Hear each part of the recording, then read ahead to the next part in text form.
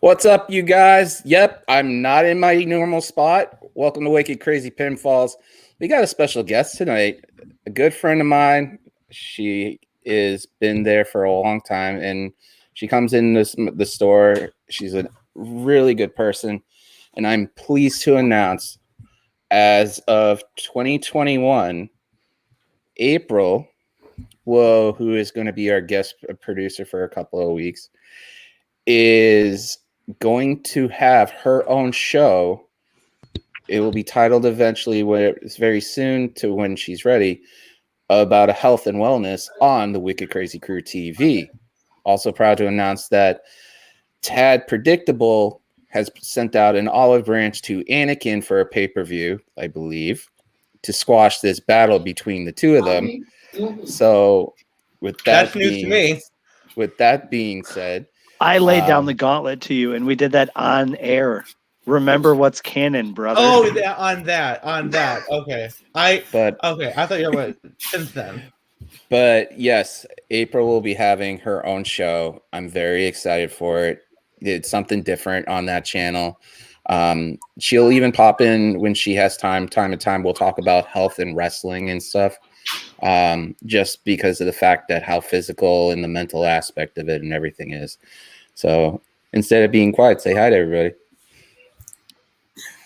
Hi, everybody. You're doing all the talking. You're doing a good job. Yeah, you got to get used to it too. Hi, guys. So April will be in the background controlling the chat and stuff if she sees anything valued. So she'll let us know. So you'll be in the waiting room and just let us know how we're doing. Cool. All right.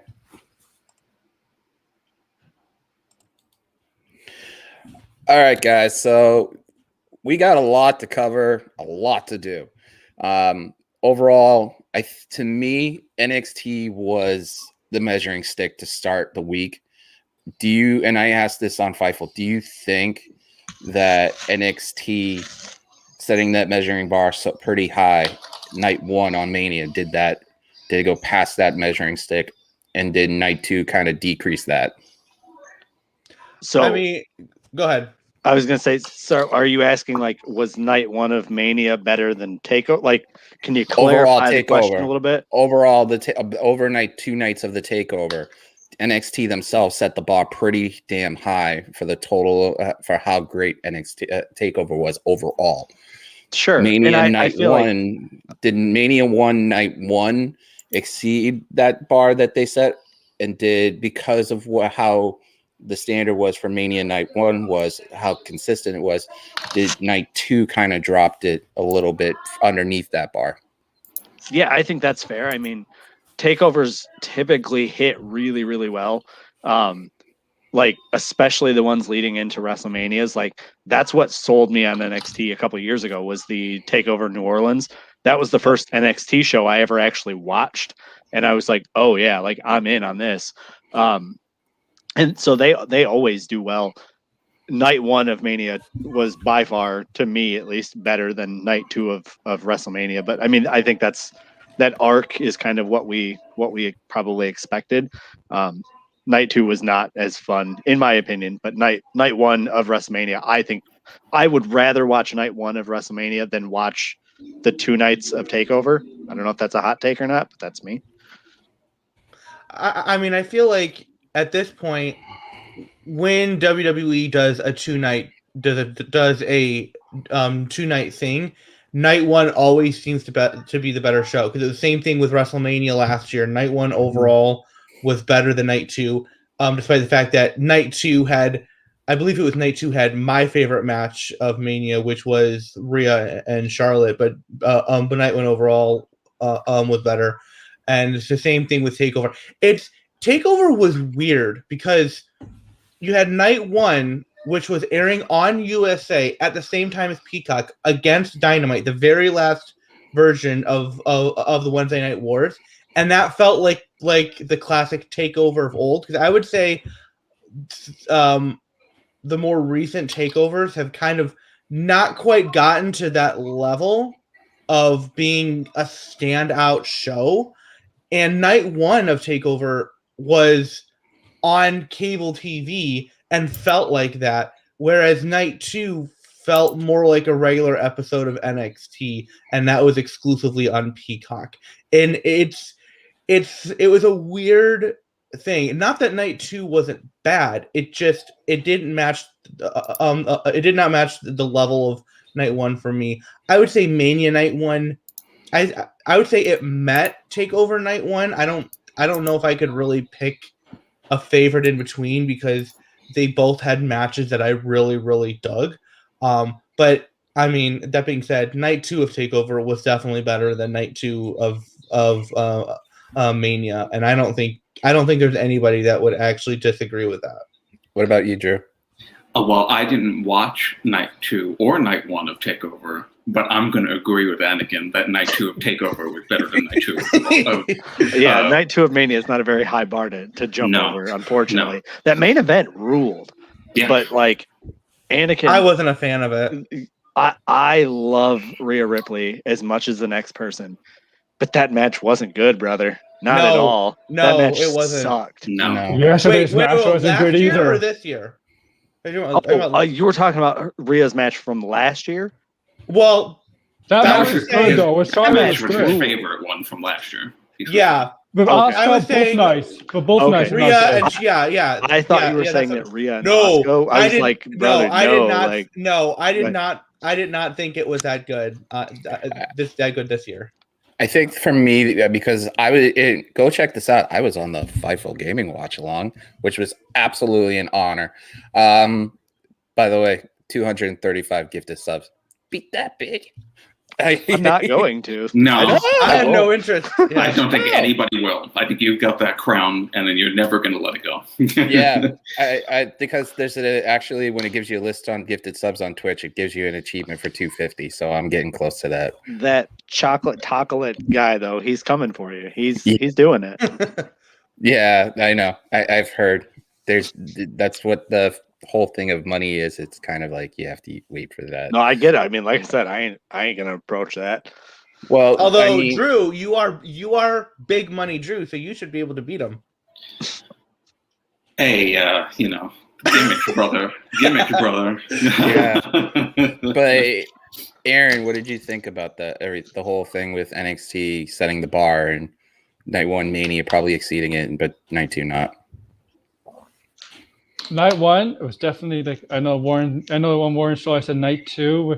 I said on Warren's show I thought night 2 was better, especially the last 2 matches. But looking back at it, night 1 was better. Takeover. Okay. Yeah. Stop and deliver. Ciampa and Walter match. Like Ciampa, I don't know. He was trying to go back in time with all those clotheslines because he's trying to get young again. That's our goal. Boy, he's like 35. I know. He's the oldest 35-year-old man I've ever. Is he really 35? Yeah. Only a year older than me. When you put it into perspective that the Muhammad Hassan angle in 2004, his lawyer was Tommaso Ciampa, who looked like 30 years old at that point. He was like 19, 20 years old. Wow. And he sold as a lawyer, which means 6, 7, 8 years of school. Like a teenage lawyer. Yeah, that was. He must have been like Sheldon from Big Bang Theory, where he was very, very smart. So he went to university, college, to become a lawyer. If you're that smart, you're not defending wrestlers. I'll say that. Yeah, that's true. So WrestleMania night 1, far beyond much better than night 2. There's no question about. I'll say for there's some matches for night 2 I like Matt Riddle and Sheamus. The ending was good. Let's see. The opening match that confused me. The hell out of me. The ending confused me. The Asuka and Rhea Ripley match. It confused the talent too. Yeah, the Asuka Rhea Ripley match. I agree with Denise on Fightful. I don't think they have chemistry. Yeah. And you could tell that yesterday their match was actually was going better than the WrestleMania match until a couple of spots. Was bad. Yeah, it was until a couple of spots where they ruined it. The only good match on night 2 was the main event. Like the pure best match was the main event. I thought that was the best match of night 2. It was the main event. I think overall, the main event for night 2 is probably the best main event. But the social and the aspect of it, I think, and it's very unpopular me saying this, I think night one's main event was better than night two's. And it's not because of how it all played out. I think we knew going in, Roman was going to win. Night two, on night two. That's it, all right? I will slightly disagree with that because the way that they had built it up on SmackDown, for me at least, and I think maybe Ray agrees because he kind of did a little true. I definitely thought that it could have also been Edge. I thought maybe Edge would have won. I went into it going like, man, like you're not taking the belt off Roman, are you? Like I was mostly confident that Roman was going to win it, but Edge and Bryan, like send them home happy, like that. Given how terrible the beginning of night two was, I thought, oh no, they're really bumming us out so that they can put it on Bryan or Edge, and then make us forget that. But let me get to what I was Logan saying Paul, is that Logan Paul. For me, the thing about me though is that I think night one's main event was better than night two's, and it's not because, like I was saying, because everybody could see they're not taking that belt off Roman anytime soon, but the social aspect of it, the historical aspect of it, and also just in general how big of a deal this is to have too high. And I'm not saying it's not like low, this match should have been lower or anything. I'm saying main event type, extremely good athletes in their prime, mind you, in the start of their prime, and basically tearing the house down. I mean, how many people would have had, and you saw the pictures of Sasha smiling afterwards. Like, that was really good. And Sasha really sells that she isn't happy when she doesn't win. You can't fake that. You don't see that. The promo that Roman cut, he was like still in his character, still in his heel form, whereas Sasha was genuinely happy for Bianca. That's why. And they did that. It's like it's basically showing like this is a paradigm shift in women's wrestling because of the fact that how different it is and the social aspect of it. I think that match gave me something like, and I'm going to say this because I'm a homer and she's from Massachusetts originally. It gave me kind of like WrestleMania 14 main event, Austin and, Michaels, because of the fact that how good that story was written, how great of a buildup it was. If you take, even though it had Mike Tyson a part of it, but just for the two great athletes that those guys were at that point, it had that kind of build. Yes, the story itself had no build before that, but just the people around, the fans saying, what if Sasha and Bianca got in a ring for a title match? What if we built it up ourselves in our own heads? So, I mean, to me, night one on Mania, Sasha Banks Sasha Banks. Yeah, it was a little higher than TakeOver because TakeOver's bar. But when night two hit, it just brought it right down. Let's talk Sasha Banks. Sasha Banks, she, on her promo, I mean, even GMGC, Banks, Sasha and Bianca definitely gave me Angle and Lesnar WrestleMania vibes. Yes, Sasha Banks says in her promo, she's the best, she's the gold standard, she's the boss. You know what? Every woman wrestler who goes up against her during WrestleMania season, they can all say, "Yeah, but you're winning this at WrestleMania." Yeah, but I don't think that's a big deal right now. Right now, it's not a big deal. She'll get it. Like I'll be very surprised if she doesn't get it next year. And that's that's whatever. Like your win-loss record. Booking, long-term story planning for that. Yeah, and I would hope that they. I mean, I don't necessarily know that they really notice that or think about that because think about the Undertaker. He went 10-0 at WrestleMania before anyone was like, "Hey, like you have a little bit of a streak going here." 10-0. Like the next guy in line with a streak is Rob Van Dam, Hall of Famer. Okay, is he undefeated too? He's like 3-0. Okay, but he's the next streak. Like that's ridiculous. You went 10-0 and they didn't notice. So the fact that Bianca or that Banks is like 0-6 now. Yeah. Yeah, 0-6. They probably just noticed that now. Like, I guarantee nobody said that until this year. And I personally think that they're going to set up a 4-way horsewomen title match at some point. Yeah, and we've talked about that. And that should happen. And that should happen coming I up. think it should have happened a long Dallas. time ago. I think that should have happened a long time ago. Well, No. it did, but you know, it should have. NXT isn't real. Yeah. No, yeah, but like the thing is, we're getting a lot more women coming up. Like we got Ripley, Bianca Belair. In the next few months into a year, we're gonna get probably Io Shirai up, some other top-notch one from NXT. It might be a little too late for that.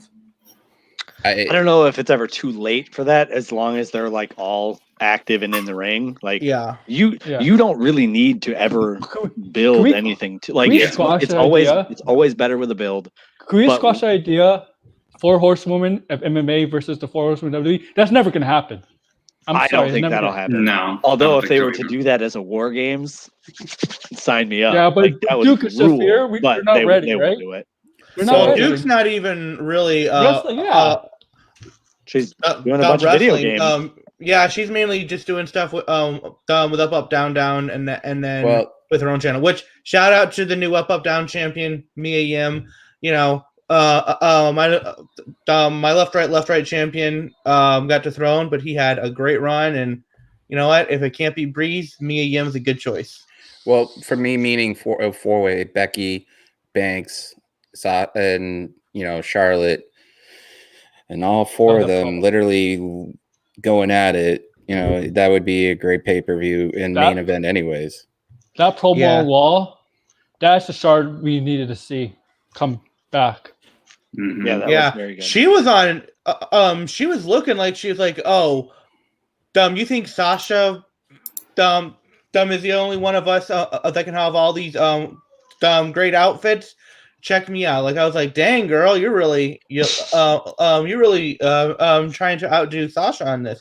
She still got a ways to go, but she looked good. The thing about that too is because Charlotte has always had the stigma attached to her. Like the LOL Roman wins thing used to be. There's like LOL Charlotte wins, and that she's always really doesn't win that much for someone with 13 titles. Exactly. But the thing is that the best stuff is the stuff that's rooted in truth. Mm-hmm. And Charlotte her first people over. She first people over. Yes, and her promo last night was really digging into the truth of what everybody's been talking about right now. Yeah. That she wasn't only there because of Andrade. She wasn't there. And of course not what she's going to say, but that's what she's alluding to by mentioning all of the things that it actually isn't. We know that the whole Andrade situation was... Am I named the opportunity?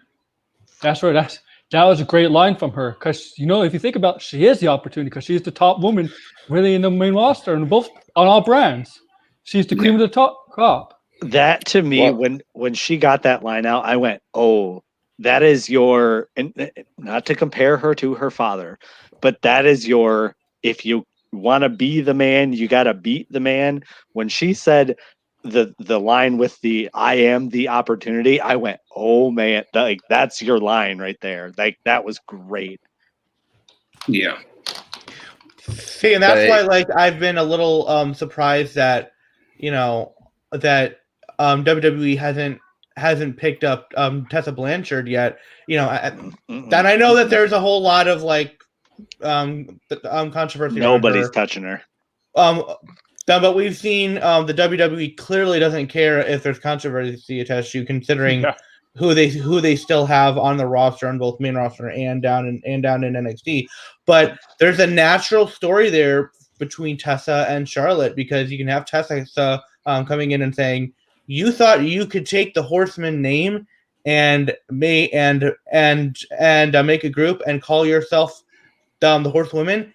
Guess what? You're not the only daughter of a horseman in this business." Like there's just a natural story that they could tell there. And if the day ever comes, Tessa ever does go to WWE, that would be a great story to tell. But as far as a 4 horsewoman main event, it should happen. I don't think it should have happened yet, because you needed to have all 4 and really the top of their game, and the problem is that you never did.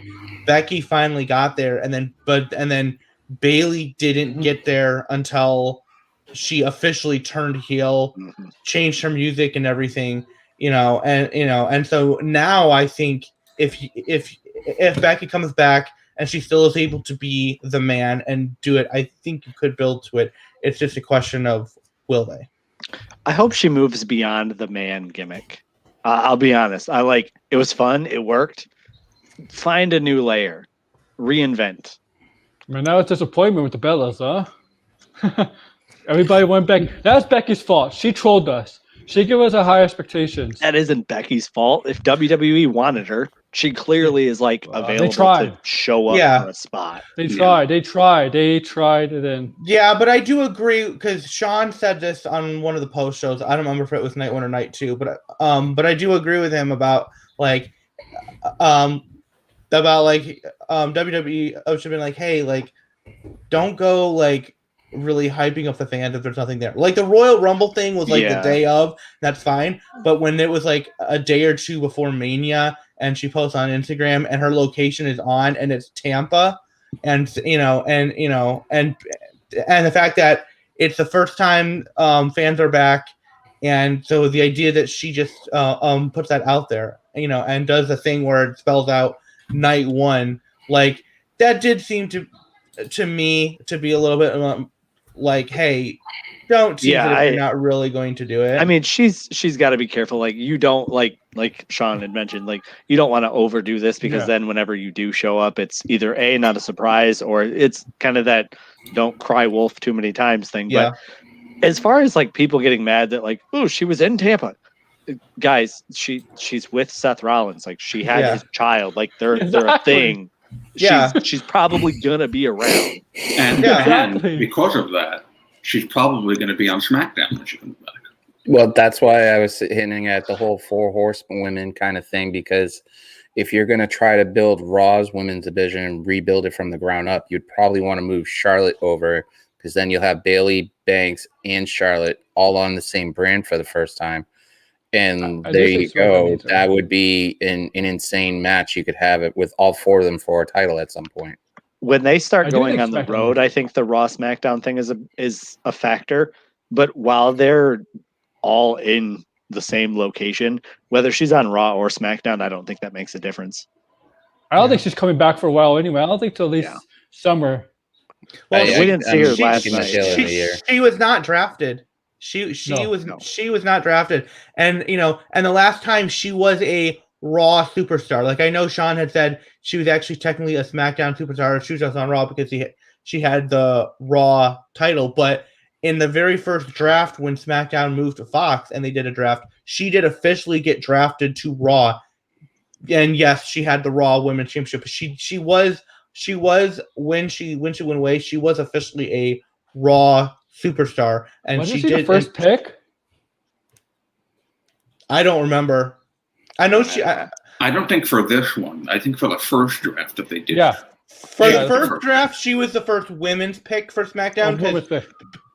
Because it was Seth, Ambrose, and then Charlotte. Charlotte was number 3. And she was the first woman picked for Raw, and she was number 3 overall. And then Sasha was next, and then finally when SmackDown drafted women, Becky was the first one. But I don't remember about in 2019. Yeah, I think Becky might have been the first. I think wouldn't surprise me. It wouldn't surprise me. Well, they were doing a draft pool thing, so if she went first in her draft pool, that wouldn't surprise me.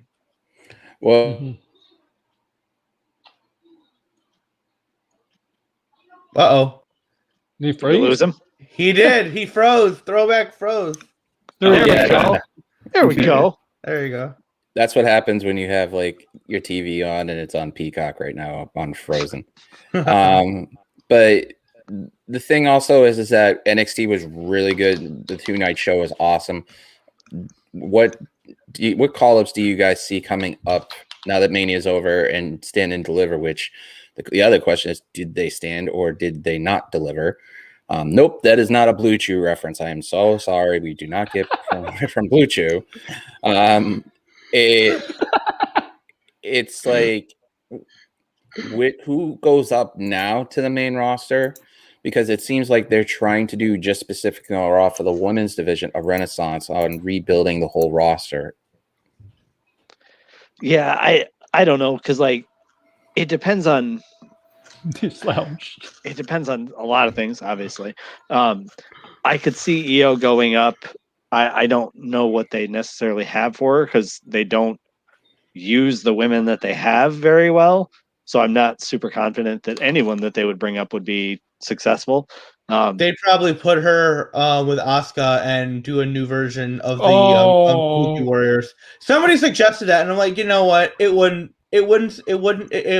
not surprise me one bit. I agree. That. Yeah, that wouldn't surprise me at all. Like that seems like a very like uncreative move that they could pull. It was not a good idea. It's not a good idea. Yeah, I don't know if it is or it isn't, because I'll at least, if they say we're going to do it, I'll say, okay, well, let's. It worked for Kairi and Asuka, but I don't think it will work with Iro and Asuka. Yeah. I think you could probably pull up either anybody in the trio of Adam Cole, Kyle O'Reilly, and Finn Balor. I think any of those three could probably go back up or go up. Obviously, if it's Balor, it's going back up. But I don't really know what you're going to do with Balor anymore, unless you're going to have him go after the North American title, which in that case, all right, I guess that's fine. But the scenario I had is the next takeover. StreamYard's acting up today, isn't it? Definitely is StreamYard today. Yeah, it's StreamYard, definitely, because everybody's popping in and out. I think a lot of people are streaming live the whole NXT thing because everybody's just circulating right now. It's, for me, I think Balor is going to go back against Cross for another match before he does go for the North American Championship. I think he might bring out the Demon just for once. It's been 3 years. He said he wants to make it really special, and not now, with the right guy that kind of has the same mindset.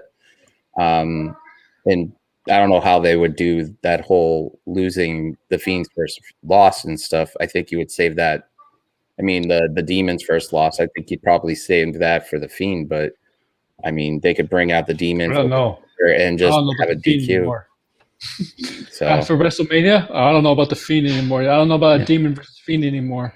The Demon is something that it's got to be a special reason that he brings it back, because he's shown he doesn't need the Demon to be successful. It had kind of a little bit become a crutch when he was on the main roster, because it's like, oh, he needs a Demon in order to win. And I remember Coach, of all people, saying, well, if he always wins with the Demon, why doesn't he just be on the Demon all the time? Which was a good point, So the fact that having the Prince, and he was, the Prince was successful and he became NXT champion and had a good run. It's like, okay, he doesn't need the Demon.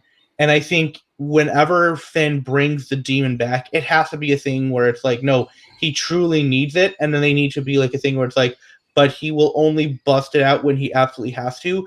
Last resort. Exactly, because then he's in danger of like losing himself to it. So I just want to say, from everything that I've heard about the Cross and Scarlet gimmick in NXT, that seems like a perfect time to bring the Demon. So I would agree with that. However, I think if you have some patience, which WWE doesn't have, if you have some patience, there's a better spot that you can wait to bring it out.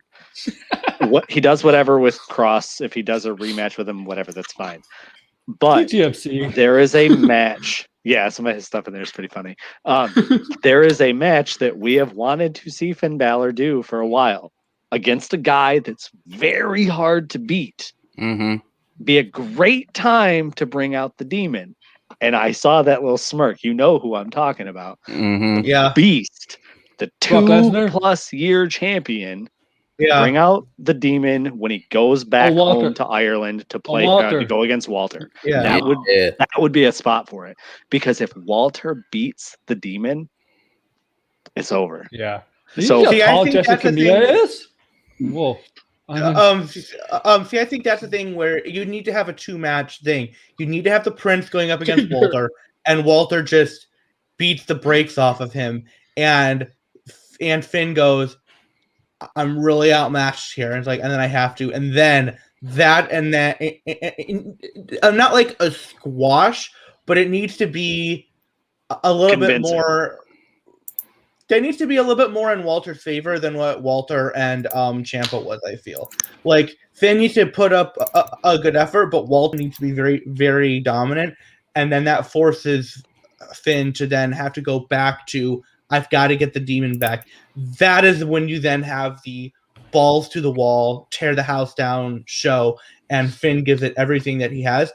And then, yes, if Finn's like, hey, I don't want to be doing the demon anymore, that is how you do it. You have Walter beat the demon and demolish him, so that way you're not gonna have people going, well, where's the demon? Where's the demon? Because then Finn goes, demon can't even guarantee me victory anymore. Who was the first guy to defeat the demon? I forget who it was. Was it Lesnar? Nobody somebody did defeated the demon. Lesnar, no. I think there was one guy. Lesnar never faced the demon. The only person that has faced beat Bray as the demon. I mean, Bray. Finn as the demon. Everybody's beaten the Fiend. I think it was AJ just on that one-off match, but that would be. They look at that as not as canon. Just did Styles win that match? Yeah. Is that the TLC match, the replacement match, when everybody got like the mumps or something? Well, and then Pumpkin Demon. Styles There was won. Pumpkin Demon. Well, he was supposed to go. Almost got he was supposed to be Pumpkin Demon against Bray as Sister Abigail. Yeah. Remember in the and he had because people got sick, right? People got like mumps or something. Yeah, I think so. What about when he dropped the NXT title the first time? Was he the demon when he lost the title? No. Okay. Samoa Joe, right? Speaking of, when they were doing the pre-match interviews with Joe, did you catch Joe mentioned you've only lost at a takeover one time, and he didn't mention who it was against, but Finn kind of gave him that like, you son of a, when he gave him that look, because it was Joe that beat him. That was a chef's kiss. And here's the key thing: Joe's not commentating anymore. No, I think he's going back. So that may add up. That may say something, right? I mean, hopefully, but I want to see what. Did they announce what the SmackDown commentary team is now? I think Graves. No, they have not. Both. I think Graves. That would be. I'd wonder if he's. Yeah. I think they have not. I think it's rumored Graves are going to do both shows. I'm not. Don't quote me on this, but I just. So just to clarify, I looked it up. Finn did beat Styles at TLC 2017. Finn did beat him. Yeah, he beat him with a coup de grace. So thank you, DGMC, for saying I think Finn won, because that made me go look. By the way, if you're seeing buffering and stuff like that, StreamYards is acting up. So I mean, it's not on ours because StreamYards is a website. So, but I did get an interesting DM. Someone on this panel wants to go off like a bomb. So why not we let them that pipe bomb get dropped? Go ahead, Drew. Drop that pipe bomb. Yes.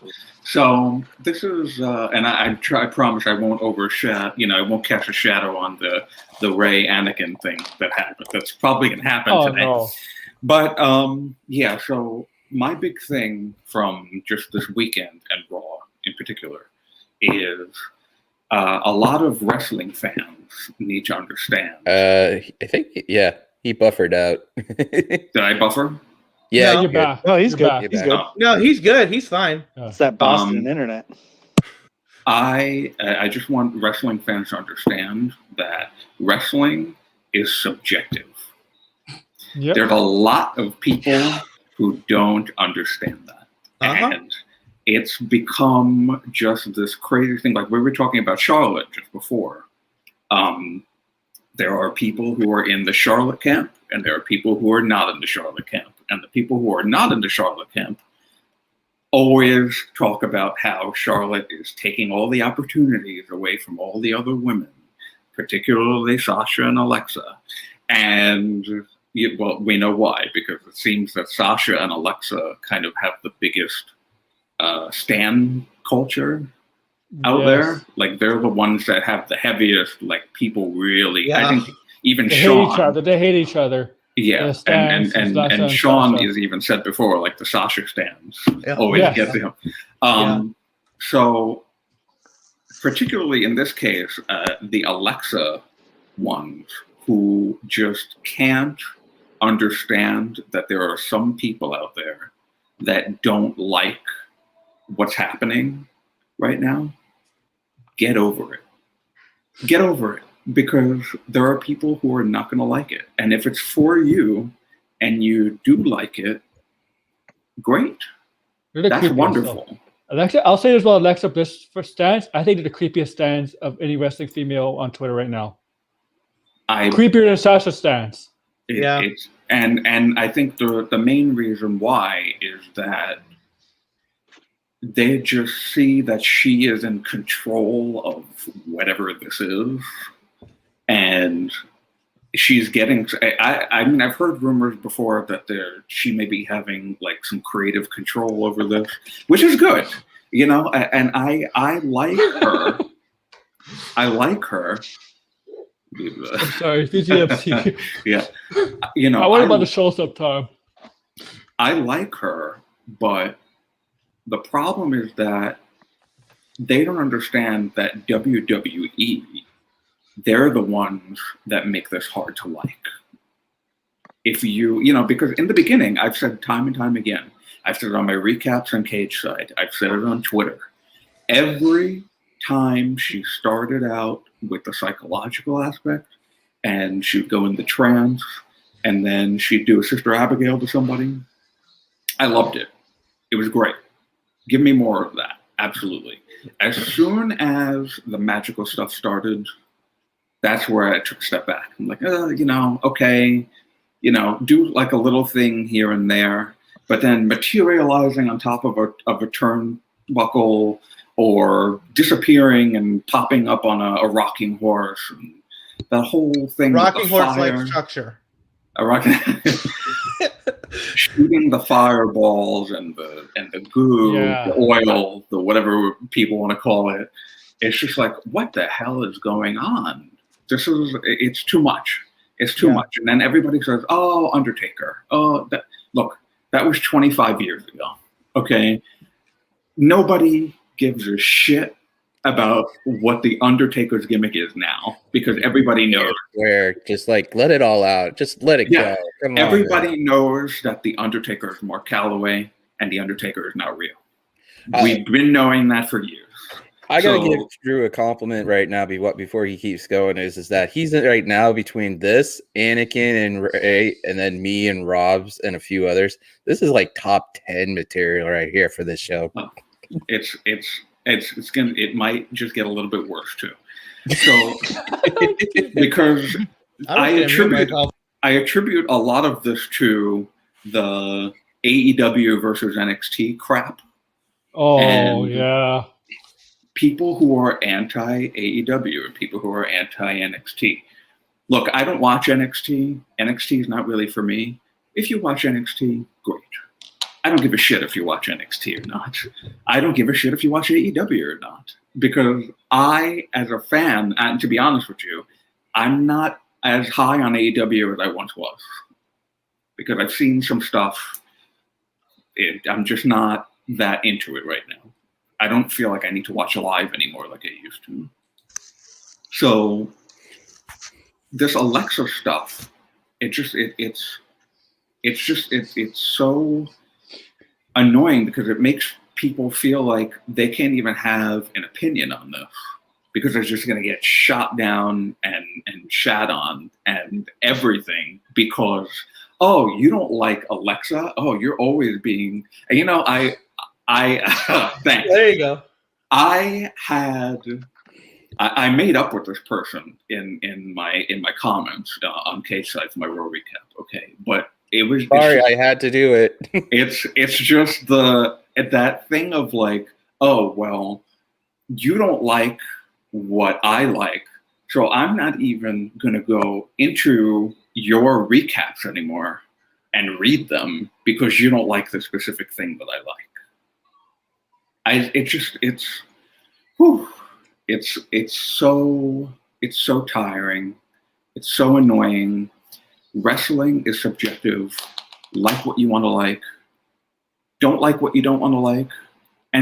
And people who want to talk shit on Twitter, just keep it somewhere simple. Keep it in Brian Alvarez's mentions, okay? When he did that stupid ratings shit every week, I hated that shit. I never went towards that. I don't care about ratings. I just care about wrestling.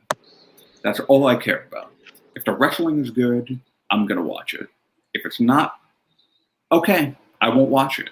Or if I don't like it, I'm going to say that I don't like it. But don't then come at me like I'm a piece of shit because I didn't like Alexa Bliss's nonsense that's been going on for 6 fucking months. Okay? 6 months that this shit has been going on. And now it's not only kind of broken away from what it was, now it's going to continue in the women's division on Raw with this little doll thing that she has now. What the hell, people? What the hell? Do you feel better? When the mouth on that doll started moving, I died. Now, I was with you most of the way through that rant. I am not happy with what they've been doing because I love Bray Wyatt. I love Alexa Bliss. Yeah, they're both fantastic. Yeah, I don't hate the creepiness of this. Like, it's wrestling. It's not real. Like, I'm willing to do the suspend your disbelief thing. But the gimmick has not worked because they've made it not work. Like, they've made mistakes with like the way they. Let's give her her due. She's a Disney fan and a horror fan. She's getting the best of both worlds. She's getting that fantasy out of her system. I'm happy. I am happy that that they are feeding to her and saying make something out of this. She's finding a way to make something. But every time she goes, "Hey, look, I turned this dog crap into flowers," they go, "Okay, here's more dog crap," and then they expect her to keep doing that. You can only do so much with it. The thing is that WWE wants to have its cake and eat it too when it comes to the supernatural stuff with the Fiend and with Alexa Bliss, because they don't even care about that specific thing. They don't know where they're going with it. Well, yeah, and that too. It's like, okay, like you mentioned the structure thing, like the box like structure shit that Byron said at WrestleMania. Like, it's a fucking box. Yeah. Just call it a fucking box. That's what it is. And again, like if it's trying to be like within like a gimmick, like I can play along a little bit, but you got to make it make sense. As far as the like the war between NEW, NXT and AEW, I always look at it as like it's weird that we do that where we compare it. And like, I think what it comes from is the fact that like wrestling is sold to us as sport and entertainment, sports entertainment. So we look at it like it's a sport. So we compare it to football and basketball and baseball and all those other sports. This isn't a real sport. This is sports-based entertainment. And so when we look at the other leagues, there's the NFL. Say what you want about college football, whatever, it's feeder system, but like there isn't a competing major football league that is a real rival to the NFL. Sports are not rigged. What's that? Are you saying sports are not rigged? Don't ask Tim Donaghy that, but you know, yeah, that's true. Who's reffing for MLW now? Sports are rigged. Wrestling is real. Okay, that's what yeah, but for those who don't know, Tim Donaghy. Do you want to ask the health MLW person that's they're producing? She could probably, if she wants to, give her 2 cents on mental health in sports because she probably has that. I am being misquoted in the chat, Mr. DGMC. I have backed your tirades against Anakin before, but do not misquote me, sir. Can we like literally make this match official? Do I have to get his tirades are against Warren? Okay, they're not. I'm putting you two in the corner for a second. Do I have to get Tad Predictable in here for having you guys agree to that match? And it's probably going to be for Backlash. We'll figure that out. WrestleMania Backlash. I hate that, by the way. As far as bad the competition thing goes, I do think that what it's rooted in is like we don't have multiple leagues for other sports. at a real competitive level like that. So people look at it like that. When in reality, you should be looking at AEW and WWE and Impact and New Japan as like movie producing companies of like, hey, they all produce the same style of thing. They just use different actors in this. And if we looked at it like that, it would be less competition and more like, here's the art of this wrestling thing. And I think people would enjoy it a lot more if they did that. Because I'll be honest, that's what I do. I love watching 5, 6, 7 different companies because I like seeing how do they do this a little bit differently, because that slight difference is what makes it unique. It's what makes it different in the first place. So I guess if you want your wrestling to be fun, quit looking at it as a competition between another company.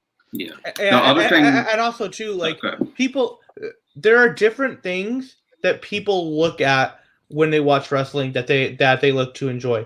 There are people who like the pure wrestling aspect of it. Then they're like, I'm here watching this because I want to see matches, because I want to see great matches and stuff. And then there's people who are like, well, yeah, the matches are good, but I also am more interested in the storytelling aspect. And that's kind of me. Like for me, like I'm such a big story person in general. It's the reason why I've read a lot of books and comic books. I watch a lot of TV shows and movies, and why most of the video games that I go to are ones that have a good story and not so much, are purely about gameplay, although gameplay is important. And so when I watch wrestling, like, so I've heard New Japan, it's amazing. It is so good. It's one of the best wrestling companies that are out there in the world. To me, well, one, the fact that New Japan World is something that I have to watch on my computer or on my phone, and there isn't like a native way to watch it on my TV is kind of annoying. But also, like, I don't need it to necessarily be just pure athletic stuff. I want there to be a little bit of story mixed in, and I know New Japan has that, but it's a lot more subtle. I've seen enough. The content is in a language that you don't speak. So, like, sure, and that's also honestly, that's as a like. As an education person, that's one of the things I like about New Japan is it gives me a different perspective on watching a company. Because like when we watch WWE or AEW or Impact or all these other options that we have, it's in our native language. We're seeing it in a way that is constructed for us. Mm-hmm. New Japan isn't built that way. It's modified for us. So like when I watch the New Japan stuff, I look at it and go, okay, so this is what people in Japan watch WWE like if they're not fluent in English. Like it's the same way kind of with a cool anime. way to look at it too. I'll use the anime. I'd bring that up, throwback. Yeah, it's the same way with anime, where it's like, like for me, I watch anime in subtitles. Like right now, season 5 of My Hero Academia is on Hulu and also on Crunchyroll, and it's all in subtitles, and they're not releasing the first few episodes of the dub until like July. So I mean, am I one of those crazy people that will go back and watch the dub? You bet if it's a good show, yeah, I will. I watched all of Dragon Ball Super in Japanese, and I watched all of them in English right afterwards. So yeah, it's different ways of perspectives. I mean, there's certain shows that I'll watch just with subtitles, and it's just because I like certain things like that. Like you go to an artistic stuff, they give you an art gallery and they have Japanese art. They give you the actual wording in Japanese, and they give you the translation underneath. Yeah, well, and it's like, so because I was off work for the last couple of nights because of Mania. So this morning, I was up at like 2:00 in the morning because again, third shift, just hard to transfer back and forth. So I got up and I finished watching Raw because I had like an hour left, and I DVR'd it. I went back to sleep after watching it all. I finished. Well, I went to bed at like 10. I was like, I'm done. I'm tired. I can't do this anymore. I got up. I finished it. And I was like, that was so good. And then I was like, you know what? Dark Elevation was on. I haven't really watched that. It's good. I've got time. I'll go ahead and I'll watch it. And overall, like I enjoyed the show more. But it's a thing where it's like the first 4 or 5 matches were squash matches, like just done in like 2-3 minutes, and it's like, and you know, and it wasn't until you got to like the 40-minute mark where you finally got a really good match with, and the one standout match was Danny Limelight and Takashita. Like that was that was an amazing match. But it's not. But having, for me, you know, and it went like almost 2.5 hours. And for me, 2.5 hours or 2 hours of just straight wrestling, just matches after matches after matches, I'm not going to be as big on that, because it's like I do like the promos and the backstage stuff and getting more of the character stuff, and you can learn a lot about characters in the ring. That's one thing that NXT did teach me, because they were really good. They were really good at doing that. But I like having the promos. I like having them talk. I like having them speak what's on their mind. And so for me, that's what I look for in wrestling. But I understand that's not everybody. There are people that are like, you know, basically the promos is and stuff, that's just filler to get to the next match. Which, granted, if it's something like WWE, like, sure, like I totally get why you would think that, because the promos and stuff oftentimes is the stuff that sucks. That's why the pay-per-views are the better, matches because they're get just redone matches. 17 times every time you get anything. And there's that too, yeah. So we got to close. I just really quickly to close the book on that rant. The reason why I brought it up was because last night I was so pissed off when Alexa did her thing and then she revealed the Lily doll, and then Not my Lily. and then literally like 6 seconds later, Mrs. Music plays and Corey says, "Demented creepiness is in the past because the present is awesome." I love, like, I know Corey Graves is a divisive guy. I love Corey Graves, but man, it's not even. I'm not really even blaming him. I'm gonna tell you right now. It's usually Saxon will say that stuff. Usually Saxon will say that kind of stuff. But what the fuck are you talking about? You have, for months, this stupid shit has been going on, and every time something happens, He doesn't watch Raw. I'm starting again. It's going to be calm, I promise. No, I was just going to say, and I'm saying sorry to everybody who's watching. It's just, you also got to remember, NXT's on tonight. You have major channels like Wrestle Stories doing a live stream in their StreamYard, I believe. You know, StreamYard is being heavily used right now. So if you see some buffering and stuff, it's not my internet. It's just that their server. What a time for that to happen. I was going to say, I wasn't really noticing any problems, and then he freezes up right there. Yeah. So, StreamYard doesn't like when you talk about StreamYard. Don't say StreamYard. It's like Beetlejuice. So just to close it. You can close it up, and then we got to talk about real quick, because someone on this panel has to go make some money. Yeah. They don't put their effort into it the way that they should, because if they care about the spooky demonic stuff, that's what the show should be based on. It shouldn't be everything gets cut up into little sections and nothing that happens here matters here, because the Miz's music is playing now. So Yay Miz is coming out and all this stuff is good and we're going to have a party. No, you just had a demonic person talk to a doll, and the doll just snarled. The doll was like right here snarling at the camera. A doll snarled at a camera, and then 6 seconds later, Miz's music played. And oh, shit, the Miz is coming out. So who gives a shit about that weird shit that we just saw? So to change the subject a bit, because we got a little more time, Bad Bunny's match on Mania, I made the best analogy. Bad Bunny was like Bugs Bunny running around, and Miz and Morrison were Elmer Fudd and Daffy Duck. Okay, shout out to DGMC, because in the Warren Hayes the Dumb Discord, he made a joke about how he needed to see Bad Bunny do a Canadian Destroyer, and then not 2 minutes later, he busts out a Canadian Destroyer, which none of us saw happening. A Bunny Destroyer. Get it right. Bunny Destroyer.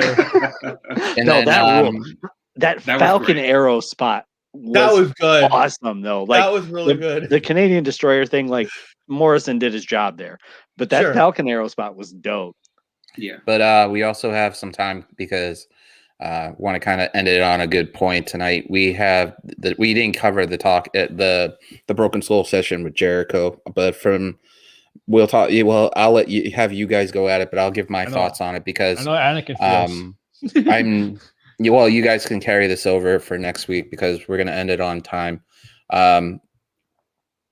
For me, from what I've seen so far, because I started watching it about almost 2 hours ago and I have 7 minutes left, it's really awesome. It's a great outlook and in depth on it. The one thing I took away what was most interesting was Jericho literally taking notes of every single match, stating how much he made. Was it a 5-star in his opinion? And how all moves and in depth on it. I mean, that is insane of 30 years having a notebook that huge to do that. And the whole thing about him winning the championship against Rock and Austin and saying that everybody left before he had a pizza by himself and he literally got locked out of the place. Yeah. But it's a great outlook. And everybody's like, oh my God, they said AEW on a Broken Soul Sessions. What the hell? But Austin explained everything in the beginning of the show, though. It's like I asked Vince said yes, and that was it. So I as DGMC said, like I didn't hear anything I hadn't heard before this interview.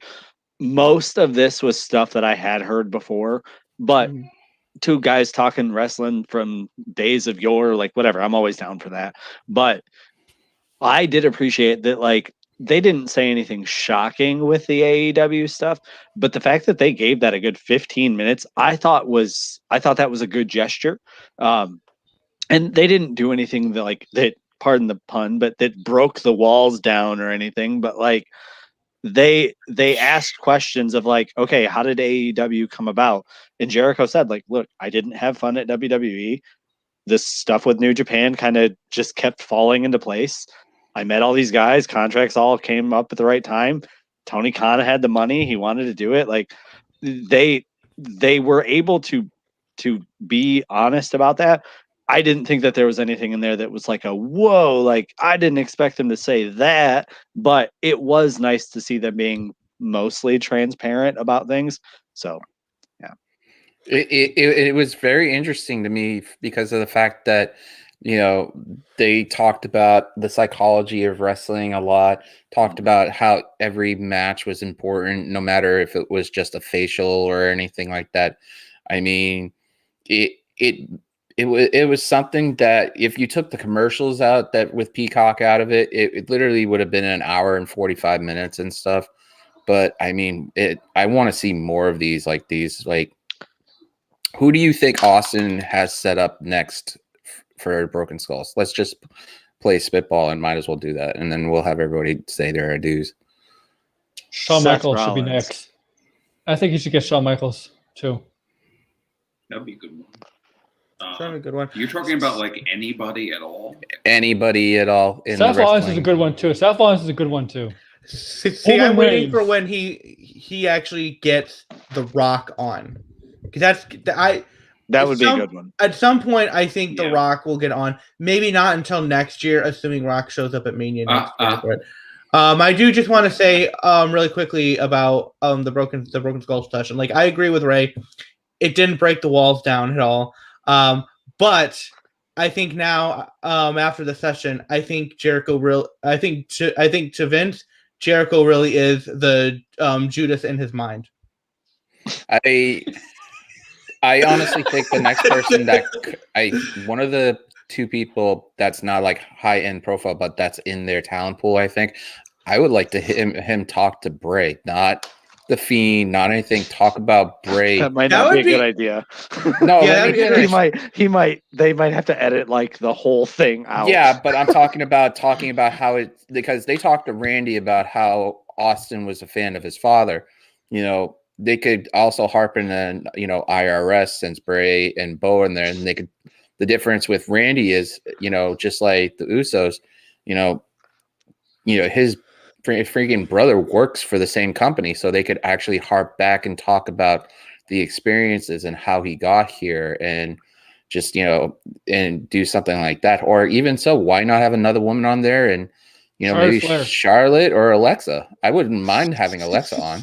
See, I no like offense to Bo Dallas BGMC's or Bo Dallas. I was gonna say no offense to Bo Dallas or the IRS, but like you're not drawing viewers with that. I do No. think the idea of like a female talent would be good. Charlotte Flair might be a good one. Yeah. I Trish. mean, yeah, Trish would be good. I mean, Becky. yeah. So I mean, there's you have lots of options that would be good there, but yeah, when we talked about the Jericho stuff that was in there though, when they showed that promo of Jericho like calling the calling the interview guy the wrong name, and then Yeah. the next night at WrestleMania when they were in their rain delay, what did Rollins pull out? That move, like, or no, because the documentary came out on Sunday, but he did it on Saturday. So Rollins like sneak peeked that because he pulled that same gimmick. Which, by the way, that jacket that he had, my brother is like getting ready to like start officially training so that he can start doing some wrestling, but he's been working on his like character thing, kind of like what Jericho talked about. Have your character going in. He bought the exact same red leather jacket that Rollins had like 2 months ago, and that was going to be part of his gimmick. And he's like, I don't know if I can use it now. And I was like, no, you have to use it. He has the receipt, so he's going to hold on to that too. So he can be like, look, Rollins stole it from me, but he has the same jacket. So that was pretty cool. All right. I like the idea. Iconic. Yeah, I like what Iconics of the show. I like that idea. I like what BGMC suggests about doing another one with Moxley, especially because after the infamous podcast that he did back when Mox was WWE champion. Although if it does happen, I don't think it would be anytime soon because I don't think they would want to have another guy from AEW on too soon, and It'll be a while. And a lot of it might get into kind of the same stuff that Mox talked about on Jericho's podcast when he first jumped, and there's a lot of stuff on there that I don't think WWE would necessarily want to be on their programming, but if they could somehow get Mox, that would be good. Another person that would be interesting too would probably be Styles or Hunter. Mostly Hunter, just because he's a historian of the game. That would be good. Yeah, the two of those two, I was gonna say that they'd be able to kayfabe a lot of stuff, but I guess anyone that they brought on can do that. So I guess that's not necessarily my answer to this would honestly be any member of the second night main event. You got Roman Reigns on there. That'd be good. Daniel Bryan on there, and even Edge. I think either one of them would be great for that show. Yeah. So we're going to wrap it up on time because last few nights we've been going past it. And also you have everybody who's watching has the second half of NXT going on right now. So we'll start with the big money man, the guy who I kind of feel bad because I insulted him a little bit, calling him, Shane O'Mac, Big Money Drew. But he's like, don't ever call me that. You see that? Where they can find you, Drew? You're a new champion, NXT, I think. You're ahead of me. Aaron. You are? Nobody's not everybody's watching, man. Not everybody's watching. You can tell me whatever you want, Aaron. I don't care. I won't tell you. I won't. But don't spoil it for everyone. If you're in Canada, I guess we're ahead of you, but yeah, something major happened. Yeah. Thanks. Spoilers. Yeah, because I'm not gonna be able to watch until the morning. So don't go on Twitter. I am at Big Money Drew on Twitter, and I thank you very much for having me on here. I guess you call me Big Rant Drew now. I didn't expect it to go that way. I apologize. Actually, you know what I should do? Hold on. You can keep going, but I'm going to change your name on here for a minute. I write for CageWrestlers.com. You can find all my recaps for Raw, SmackDown, and the main roster pay-per-views there. And at Big Money Drew on Twitter. Thank you very much for having me. There you go. Big dog. Oh, that's perfect. I have to rebrand myself now. You could be like, yeah, in the Big air. dog Drew. And the funny part is that if you take the lettering around, you've kind of got something that's very inappropriate. So that works too. I'm gonna have my brain isn't working, so I have to figure. I don't understand either. Take the first 3 letters of your name out, the first 3 letters of dog out, and then you get your idea. Anyways. Oh, I'm tell them where they can find you. Yeah, got it. Go ahead, Ray. Where they can find you, man? Were you asking me? I'm sorry. I'm just still trying to figure out what you were just saying. Don't forget about it. Go ahead. I gotta get out of here. Big blank Drew. Check out AWG. No, I'm talking about Double D. So we were talking about completely different things. Yeah. Okay. Go ahead, Ray. I need it out. Right. You can find me a little less confused on the Twitter at AngryBeaver1127. I do prediction shows for AEW pay-per-views when they do those, WWE pay-per-views, and Impact minus Hardcore Justice because they released the card 2 days before, so couldn't do that one. But yeah, catch me on the Twitter. I do predictions and all that stuff. I tweet about wrestling and other things. So yeah, give me a follow. Thanks. Logan came in when we were just wrapping up, but Logan, why don't you hit me up? It would be great to have you on. Mr. 3 Day. I gotta give Aaron a different nickname on this show just because of the fact that he has 3 shows a day. It'd be like Mr. 3-man show. I might starting a 4th show. I might because I'm starting a 4th show. So before I get to that, you can find me at Aaron J. Fan on Twitter, and my YouTube channel is Aaron Entertainment. I do 3 shows a week. Pop culture show, which is this Thursday, wrestling show every Monday. But I did that show today because I was on a friend of mine's show yesterday talking about WrestleMania. So I decided not to do it yesterday. That's why I did it today. And I do a sports show every Saturday. And there's a 4th show. It might be, sometimes it'll be streamed, sometimes it'll be a video. It's called Wrestling Nonsense. Is about debunking crazy wrestling rumors from this one YouTuber, Wrestling News Now, who makes up these outlandish rumors. For example, Becky Lynch replaced by Priscilla Kelly because of the red hair, stuff like that. So yeah, so be on the lookout for that. If you want to join me, we can go over the video. I can have you on anytime. So your show is devoted entirely to pooing on another show? Yeah, because you become these that'll end real well for you. Anyways, Anakin. This guy makes some crazy rumors that you'll never believe, man. It has 800 subscribers, 800,000 subscribers. All right. You can find me on Twitter at AnakinJMT. I'm also on the Mr. Warren Hayes Discord. I'm a pretty active member there. I'm also a mod there. So if you come there and you ever got an issue or anything, hit me up. You'll find me in the Fightful chat most nights for Raw and Smackdown stuff. I wasn't in last night because I went to bed at 10. I was just like, I can't stay up another hour to finish Raw, let alone for the post show. But that's where you can normally find me in there hanging out. Well, for one thing, is starting after May 25th.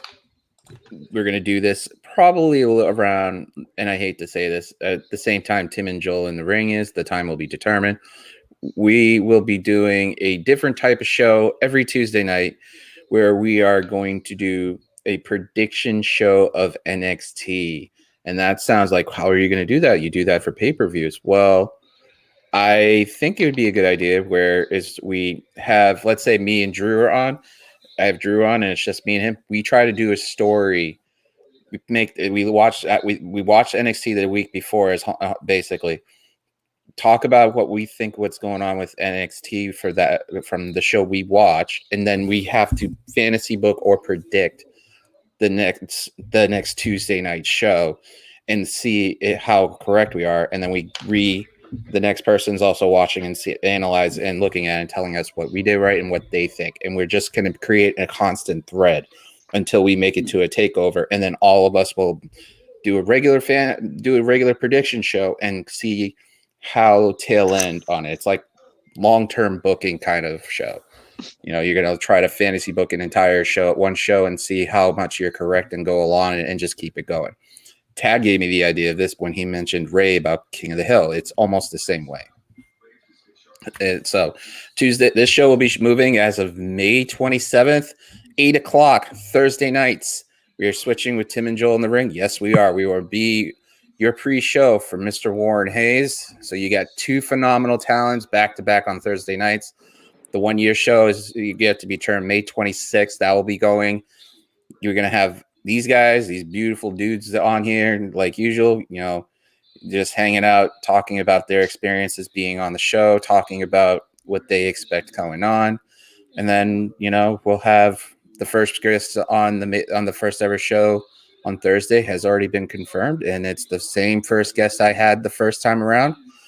And I'm so excited. It's the partner in crime. It's your boy, Rob Wilkins, is going to be sitting right next to where Ray is. So we're all going to have fun, and Rob will be here. But on a somber note, next week I will not be on screen. I had to be honest with everybody. I've had a mental breakdown like I did on air, but I'm trying not to do it on air.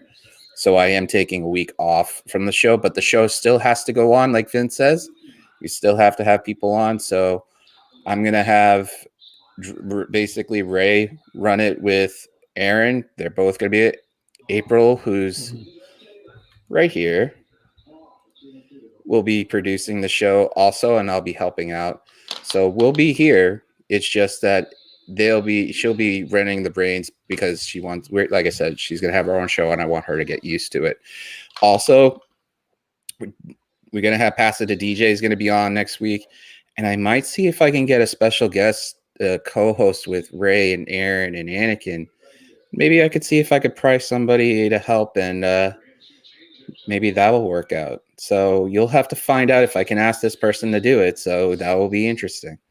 So two things. First, request that as host, I get to make sure that Anakin is muted the entire show. Well, you have to ask. You have to ask permission. I'm gonna be the referee of the show. I'm gonna be like the referee, right? Like, well, next that's week, why. I'm gonna be like the referee. That's why. Hey, listen. This is why I have April producing it, because that's why she has the voice of reason and she knows exactly with everything. I don't know about that, but thank you. No, but second thing though, just like you mentioned, like you kind of got to step away. If you ever feel like, man, there's got to be a week where no show, we all understand. Like this is meant for us to have some fun, but we appreciate the platform that you give us. So I mean, if there's ever a week where you're like, yeah, I can't do it this week, we all totally get it. We appreciate and hence why it's good to, even so, I'll be in the background with April, just keeping an eye, making sure everybody doesn't go insane. But this is why it's a good thing, because I don't want this show to stop even if I step away for 1 week. I want someone to keep the going and taking it going, because it helps everybody else. So I mean, me doing this show is paying it forward for others. It's giving them a way to talk, and I don't want to like take a week off and then have to like press the reset button again. And even though it's not as hard as it should be, I like getting into a groove and stuff. So like me taking and sitting back, it's like I'm still part of the show. Like April was, she was watching everything and keeping an eye on the chat, which I thank you very much for. And it helps out her for learning how to run StreamYard, but it also has you guys in the forefront of actually getting used to it, because these two people here, Mr. Beaver and the dog, I mentioned on a podcast with you that you two need to swap contacts and talk about a show, because both of you have so much in common. It's ridiculous. I'm the Twitter, man. At least he's not a dirty dog. At least he's not a dirty dog. Oh, thank you. That's just a bad. More terrible. I actually really do like Rude and Ziggler. I have a Bobby Roode T-shirt. But we're gonna wrap this up, and I want to say thank you guys for being there and being patient. Thank you for April for doing an amazing producing job tonight. Check out Sister Custom Designs, who made a shirt for the show. It's hanging around and it's just getting clean because it was just recently worn. Check out Fightful. They're doing so much now that everything's changed. They pretty much have a show every night now. I think Alex Pulaski is doing tonight's show with a few people and stuff. You Yes. NXT, he goes solo, and then right after he hops onto Select for the Raw review. So yeah, he goes doing like solo? 3 hours tonight. He's doing NXT. He's basically doing NXT Sour Graps by himself on their main YouTube channel, and then the Raw and SmackDown ones that he had been doing that were behind the paywall are still there. So it's kind of NXT is like your teaser into what you can get with Raw and SmackDown. and then you have lists. Everybody can get the NXT Sour Graps. Yeah. You gotta pay for that. And then I do, and I watch them. And they're very good. They're very good. And then go check out Listing Your Boy tomorrow. Sean's defending his his Parts of Unknown freaking crown over there, freaking whatever it's called. Just happened. So I know, and my Don't mind's spoil breaking. I'm not gonna spill. Don't worry. Quizzlemania. So they're doing that tomorrow. Also, they're doing a lot of great stuff. It was a pleasure to be on Fightful's gaming streaming for WrestleMania Night 2. Didn't sleep much the next day that night, but I mean, do a good deed, pay it forward.